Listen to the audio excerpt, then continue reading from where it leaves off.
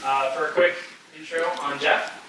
Jeff joined Google in 1999 as his 30th employee, where he built some of the most foundational infrastructure that powers the modern internet, including MapReduce, Bigtable, and Spanner. Jeff went on to found Google Brain in 2011, where he developed and released TensorFlow, one of the world's most popular deep learning frameworks.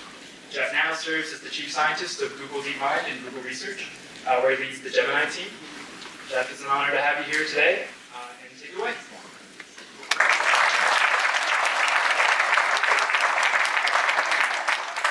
think I've unmuted the mic. Ready? Yep. Fantastic. Okay, so what I thought I would do today is talk to you about important trends in AI, sort of a whole bunch of developments that have happened mostly over the past 15 years or so, and how those kind of have fit together well into building sort of the modern capable models that we have today. This is presenting the work of many, many people at Google, and some of it is also from elsewhere. But I'm sometimes just the messenger, sometimes a collaborator and developer of some of these things. So first, a few observations. I think in the last decade or so, machine learning has really completely changed our expectations of what we think is possible with computers, right? Like 10 years ago, you could not get very natural speech recognition and conversations with your computer. They weren't really very good at image recognition or understanding what's in visual form. They didn't really understand language all that well. But what has happened is we've discovered that a particular paradigm of deep learning-based methods, neural networks, and increasing scale has really delivered really good results as we've scaled things up. And along the way, we've developed really new and interesting algorithmic and model architecture improvements that have also provided these massive improvements. And these are often kind of combine well. So even bigger things with even better algorithms tend to work even better. The other thing that's been a bit of a significant effect in the whole computing industry is the kinds of computations we want to run and the hardware on which we want to run them have dramatically changed. Right, like 15 years ago, mostly you cared about how fast was your CPU, maybe how many cores did it have, could it run Microsoft Word and Chrome, or traditional hand-coded program computations quickly.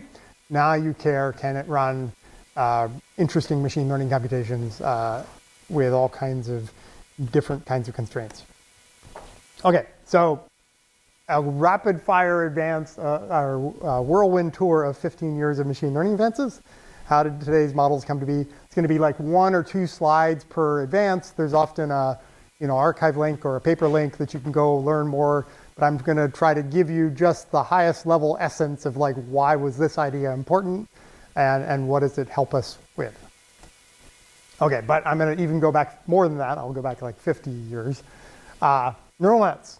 Turned out these are a relatively old idea, and this notion of artificial neurons that we have weights on the edges and we can sort of learn to recognize certain kinds of patterns actually turns out to be really important. And then combined with that, backpropagation as a way to learn the weights on the edges turns out to be a really key thing, because then you can do end-to-end learning on the entire network from some error signal you have. And so this was kind of the state of affairs when I first learned about neural networks in 1990, my senior year of college. And I got like really excited. I'm like, oh, this is such a great abstraction. It's going to be awesome. We can build really great pattern recognition things and solve all kinds of problems. So I got really, really excited, and I said, oh, I'm going to do a senior thesis on parallel training of neural nets.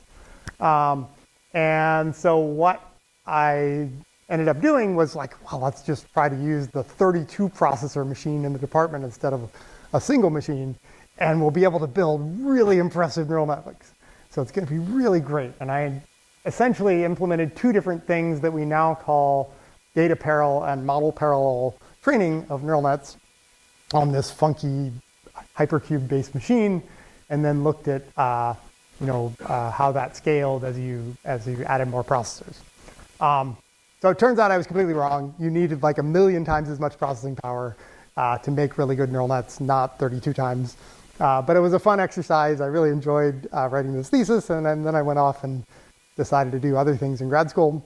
But this always kind of had a little inkling in the back of my mind, this could be an important abstraction. So in 2012, I bumped in actually to Andrew Ng in a micro kitchen at Google. And I'm like, oh, hi Andrew, how are you?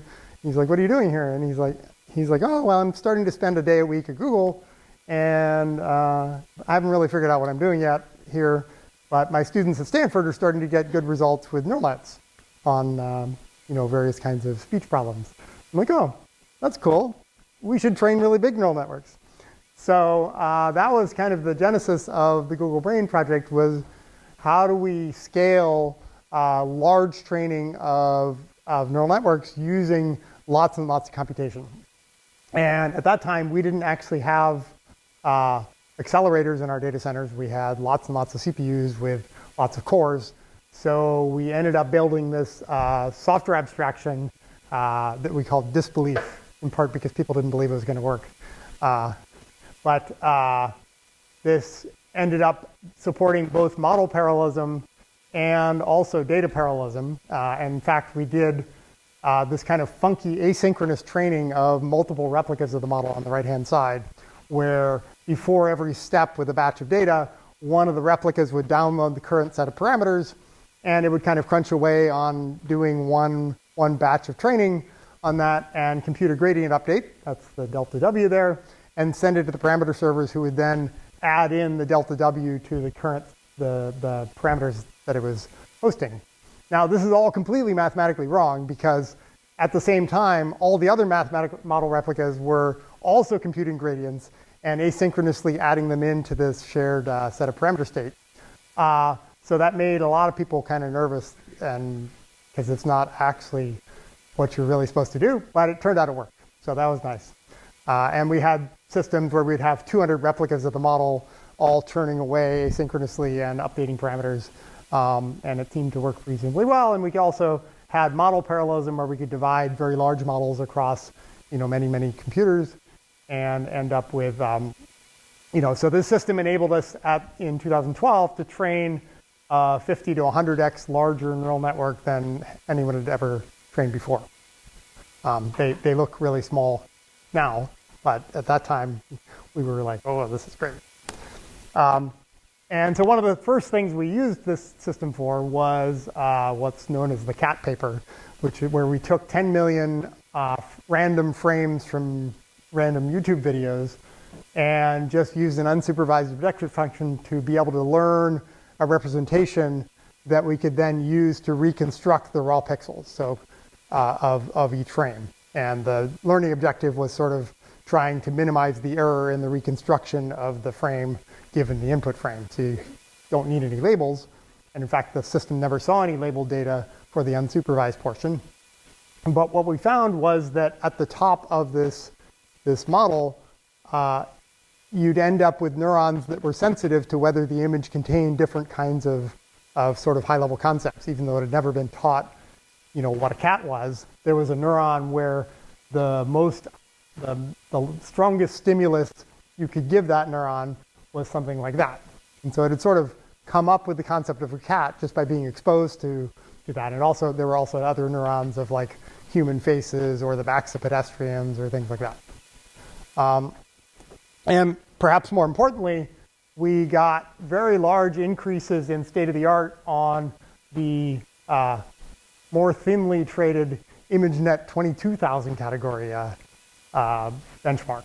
Most people competed in, and the one you usually hear about is the 1,000 category one. But they're like, well, let's do the 22,000 one. And so we got actually like a 70% relative improvement in the state of the art on that. And what we are also able to show is that we did unsupervised pre-training. We actually got a pretty significant increase in the accuracy.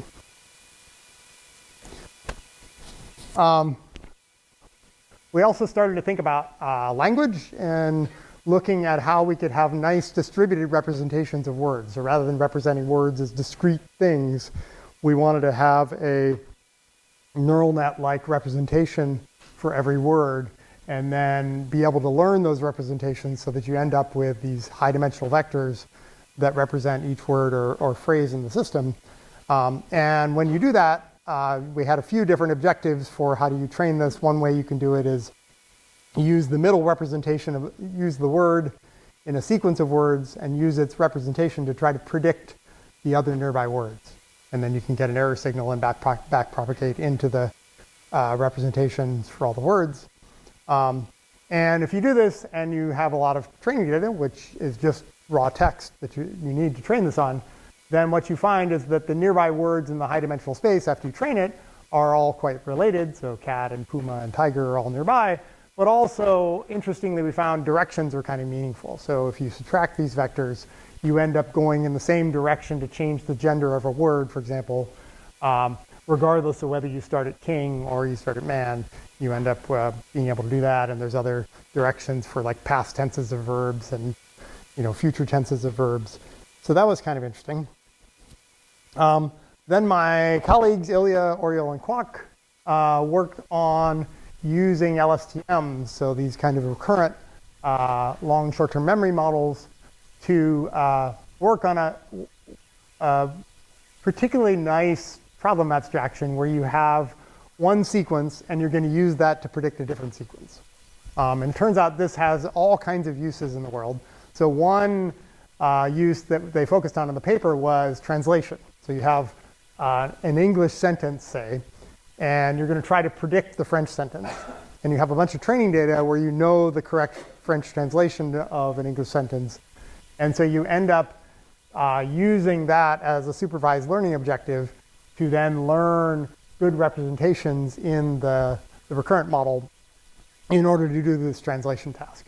And if you see enough English-French sentence pairs and use this sequence-to-sequence-based learning objective, then you end up with a quite high-quality translation system. Turns out you can use this for all kinds of other things as well, but I will not talk about that. So one of the other things we started to realize as we were getting more and more success in using neural nets for all kinds of interesting things, and speech recognition and vision and language, was that, actually I did a bit of a back of the envelope calculation with we had just produced a really high quality speech recognition model that we hadn't rolled out, but we could see that it was, much lower error rate than the current production speech recognition system at Google, which at that time ran in our data centers.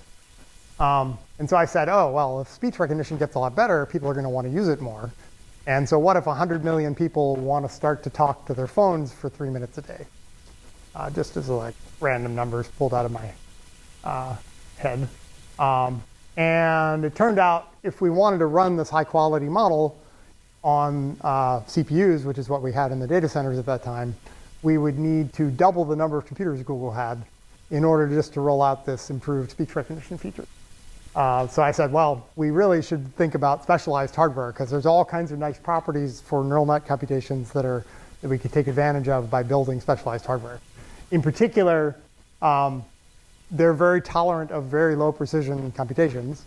So you don't need 32-bit floating point numbers or anything like that. And all the neural nets that we'd been looking at the time were just different compositions of essentially dense linear algebra operations. Matrix multiplies, vector dot products, and so on. So if you can build specialized hardware that is really, really good at reduced precision linear algebra, then all of a sudden you can have something that's much more efficient. And we started to work with a team of people who are chip designers and board designers, and this is kind of the paper we ended up publishing a few years later. But in 2015, we ended up having these TPU v1, so the tensor processing unit, which was really designed to accelerate inference, roll out into our data center, and we were able to do a bunch of nice sort of empirical comparisons and show that it was 15 to 30 times faster than CPUs and GPUs at the time, and 30 to 80 times more energy efficient. And this is now the most cited paper in ISCA's 50-year history. We're excited about it. And then working with that same set of people, we realized that we also wanted to look at the training problem, because inference is like a nice, small scale problem where you can have at that time a single PCIe card you could plug into a computer and have a whole bunch of models that run on that. But for training, it's a much larger scale problem, and so we started to design essentially machine learning supercomputers around the idea of having low precision, a high-speed custom network, and sort of a compiler that could map high-level computations onto the actual hardware. And it ended up with a whole sequence of TPU designs that are sort of progressively faster and faster and larger and larger. And our most recent one is, we've changed our naming scheme. It's no longer what you might expect. It's called Ironwood. But the pod sizes for this system are 9,216 chips, all connected in a 3D torus, and quite a lot of bandwidth and capacity. And if you compare that to TPU v2, which is our first ML supercomputing pod, it's about 3,600 times the peak performance per pod compared to the first one, which, to be fair, was only 256 chips instead of 9,000. But still, every individual chip is also much faster.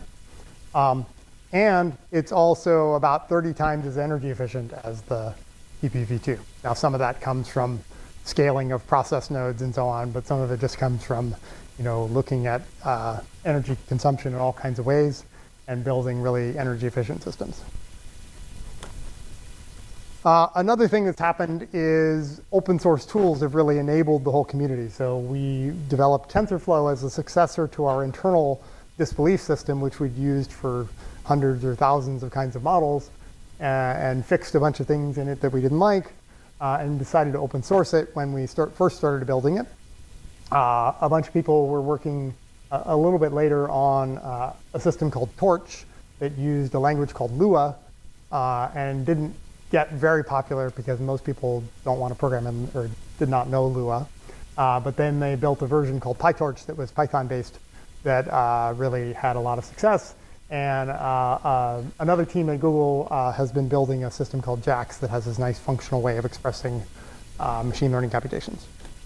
And those have really enabled the whole community in lots of ways, like many different kinds of applied ML things are doing, using some of those frameworks. Researchers are using those, and so on. In 2017, several of my colleagues worked on this attention-based mechanism, building on some earlier work on attention, but coming up with this really nice architecture that is now at the core of most of the sort of exciting language-based models that you're seeing today. And their observation was really, unlike an LSTM where you sort of have a word and you consume that word by updating your internal state, and then you go on to the next word, their observation was, hey, let's not try to force all that state into a vector that we update every step. Instead, let's just be able to save all those states we go through, and then let's be able to attend to all of them whenever we're trying to do something based on the context of the past. And that's really kind of at the core of the attention is all you need in the title. And what they were able to show was that you could get much higher accuracy, this is from the paper, with 10 to 100x less compute, and in this case, 10 times smaller models. So this is the number of parameters on a log scale for a language model to get down to a particular level of loss. And what they were able to show is that 10 times fewer parameters in a transformer-based model would get you there, and also in other data in the paper, they showed 10 to 100x less compute.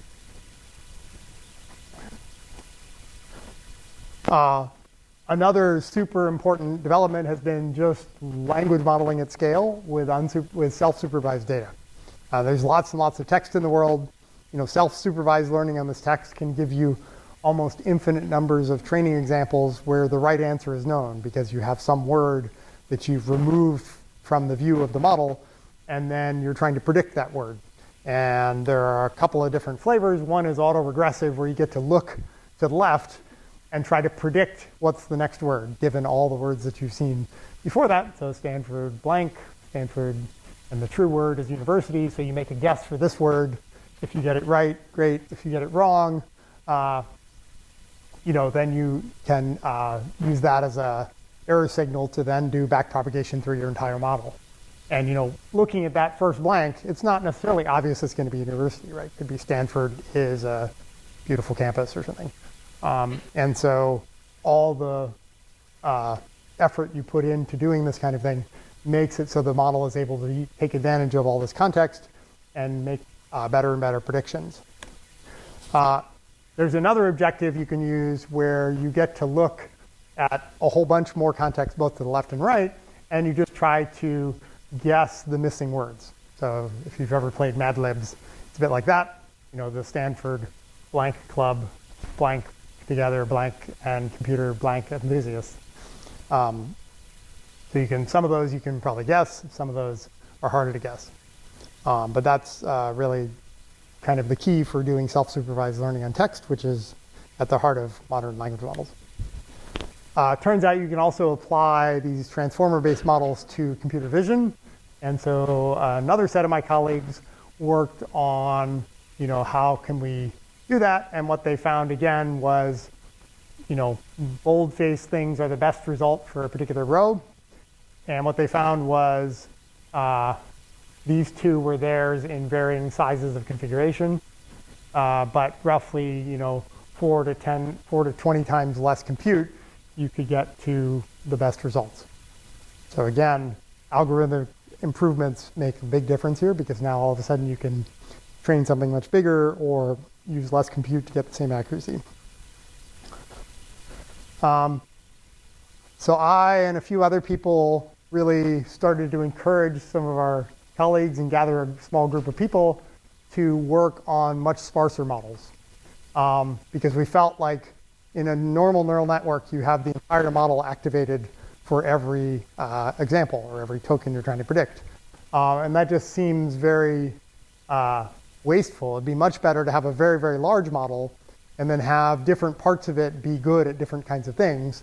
And then when you call upon the expertise that's needed in the model, you only activate a very small portion of the overall model. So maybe 1 to 5% of the total parameters in the model are used in any given prediction. And again, we were able to see that this was a major improvement in time to or compute to a given level of accuracy. That's like this line here, L and M, showing about a 8x improvement in reduction in training cost compute for the same accuracy. Or you could choose to spend that by just training a much better model with the same compute budget. And then we've continued to do a whole bunch of research on sparse models because we think this is quite an important thing. And indeed, most of the models you hear about today, like Gemini models, for example, are sparse models.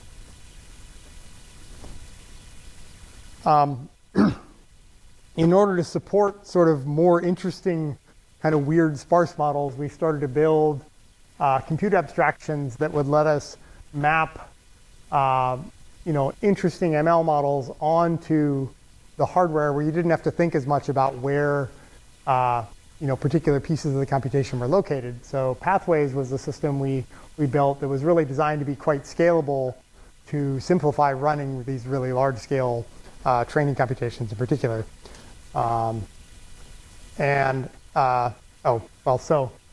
So one thing, like if each of these is one of these TPU pods, there's a super high-speed network between the chips in the pod. But then sometimes you want a job that will span multiple pods. And so then the orange lines are sort of the local data center network in the same building that you can use to communicate between adjacent pods. And then maybe you have multiple buildings on the same campus where you have some network between the two buildings. That's the purple line. And you can even run computations where you're using multiple metro areas and a long distance high-speed link to communicate between multiple metro areas. And one of the things Pathways does is it orchestrates all this computation, so you as a ML researcher don't have to think about, okay, which network link should I use? It sort of chooses the best thing at the best time, and it deals with failures of what happens if one of these ships goes down or one of these pods goes down, things like that. And one of the things that it provides as an abstraction is we have a layer underneath JAX that is a Pathways runtime system.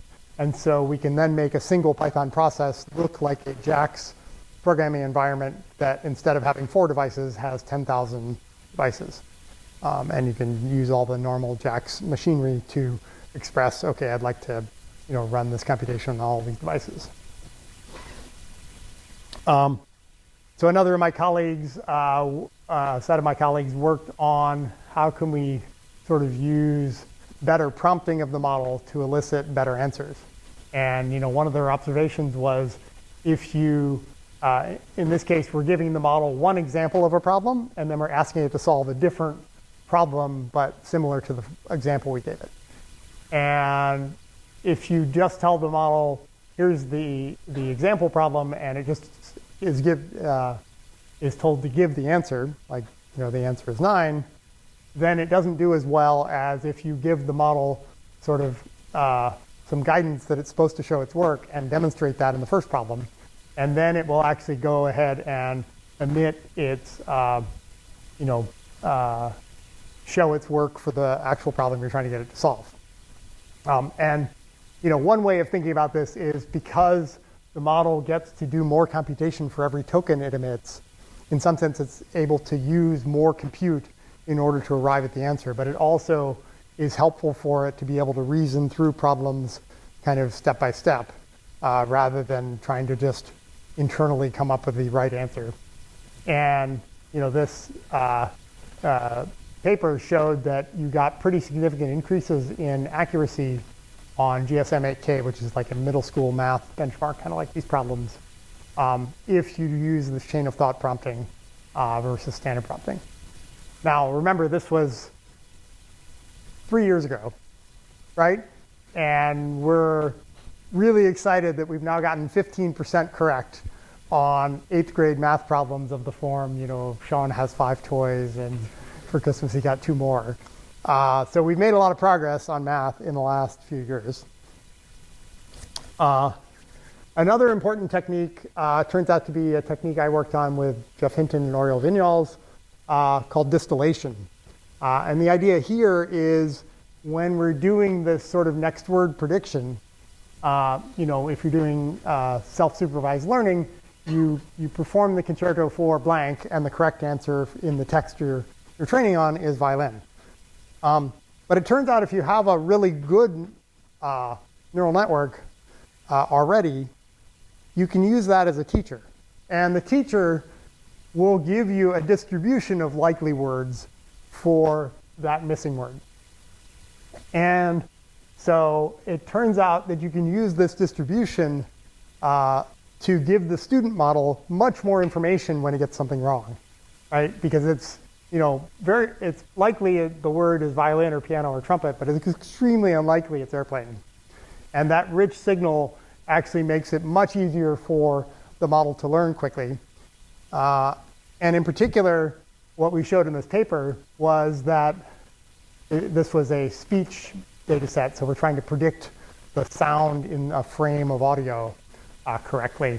And the baseline, if you use 100% of the training set, you could get 58.9% on the test frames. But if you only use 3% of the training data, then you get only 44% test frame accuracy. So a huge drop in accuracy.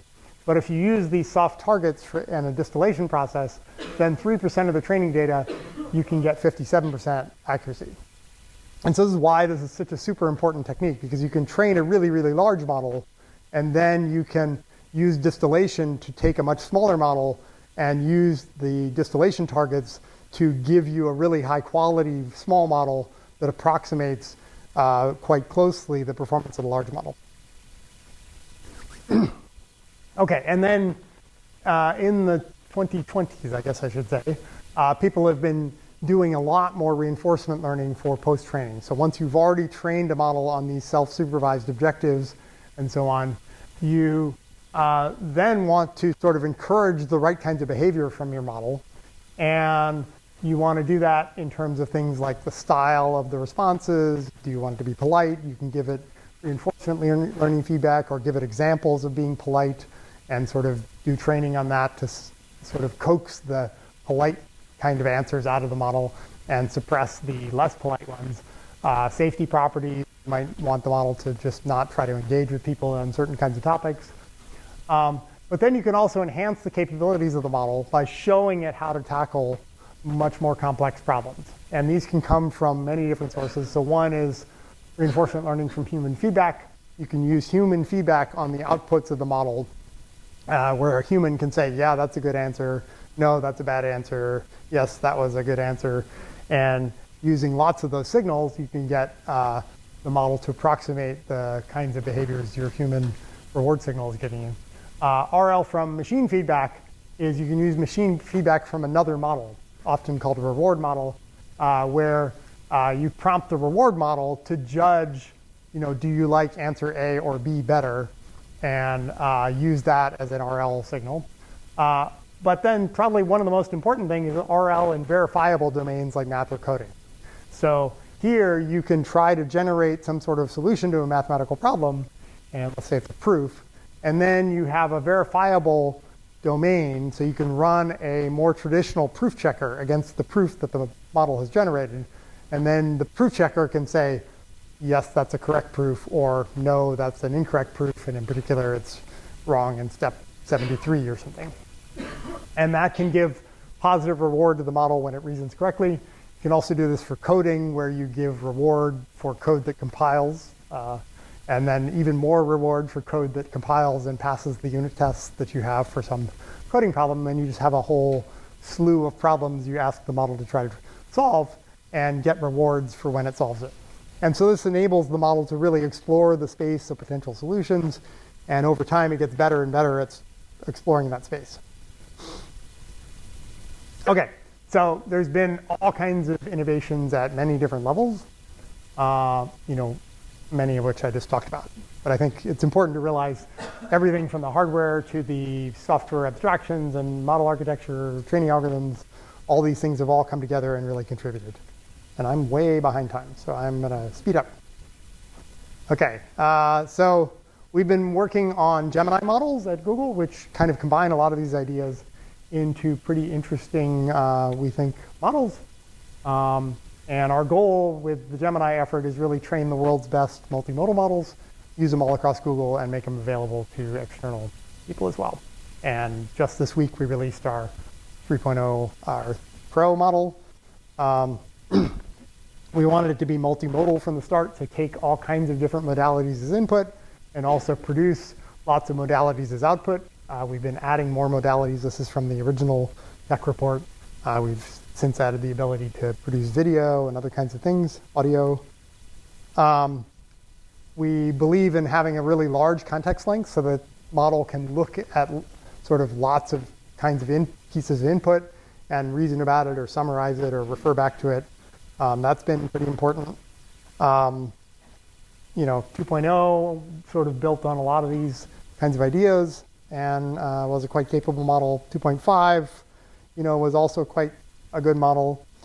And then just to show you how far the mathematical reasoning has come, we used a variant of the 2.5 Pro model to compete in the International Mathematical Olympiad this year and also last year. But this year, it was like a pure language model-based system. And we solved 5 of the 6 IMO problems correct, which gets you a gold medal there. There's a nice quote from the IMO president. So the way the IMO works is there's 2 days of competition. Each day you get 3 problems. The third of the problems on each day, so problems 3 and problem 6, are the hardest. And this was problem 3, which we did get correct. We didn't get problem 6 correct, but we got all the other ones correct. And so this is the problem statement. This is the input to our model. And this is the kind of output the model is able to produce, which kind of goes on. I think the judges like the elegance of our solution, which is nice. It goes on for a little while. And, therefore we approve QED. So I think it's pretty good to sit back and appreciate how far the mathematical reasoning capabilities of these models have come since 2022 when we were trying to solve, John has 4 rabbits and, got 2 more. How many rabbits does he have now? And then earlier this week, we released our Gemini 3 models. I'm really excited about it, as you can see. And it performs quite well on a bunch of different benchmarks. There's like way too many benchmarks in the world. But it's a good way to benchmark to assess how good is your model relative to other ones, especially for ones that are maybe more interesting or haven't been leaked onto the internet quite as much. We're number 1 in the LM arena, which is a good way of assessing sort of in a non-benchmark based way where you allow a user to see 2 random anonymous language model responses to a prompt they give, and then the user can say, I prefer A or B. And over time, you get a aggregated score from that because you can see if your model generally more preferred to other models. One of the things that's really happened is we had a huge leap in web dev style coding versus our earlier model. I'm going to skip this. I'll show you that.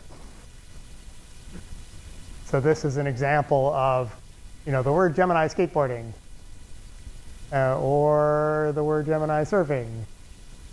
So it's actually generating code for animating all these kinds of things. Floating through a beautiful landscape. Here it is as a forest. I like that one. So the sort of, you can give very high level instructions to these models and have them write code, and it doesn't always work, but when it works, it's kind of this nice magical feeling.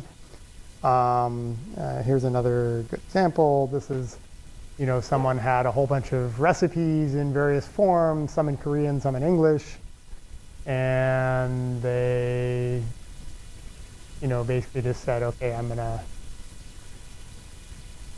scan them all in, I'm gonna take photos of them. Great. There we go. They're all in there. Translate and transcribe them. Awesome. Okay. And they're all transcribed.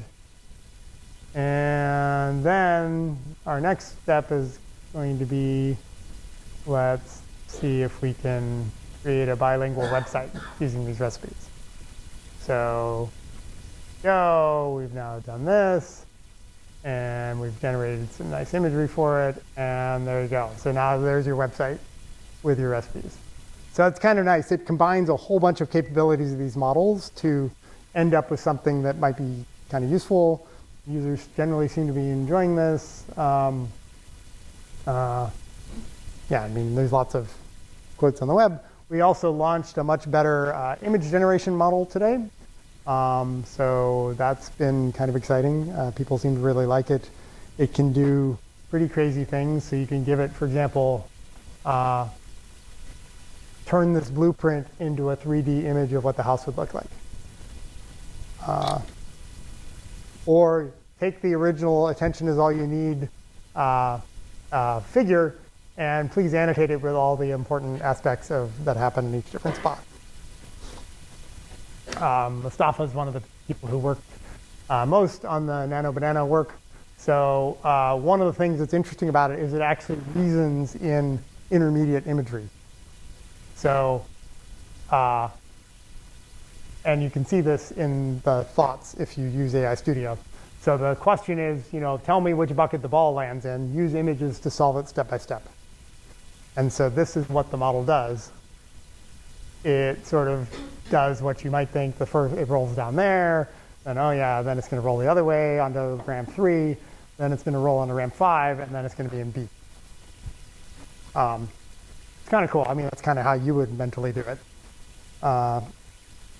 It's pretty good at infographic-y things, so it can, annotate old historical figures and tell you things.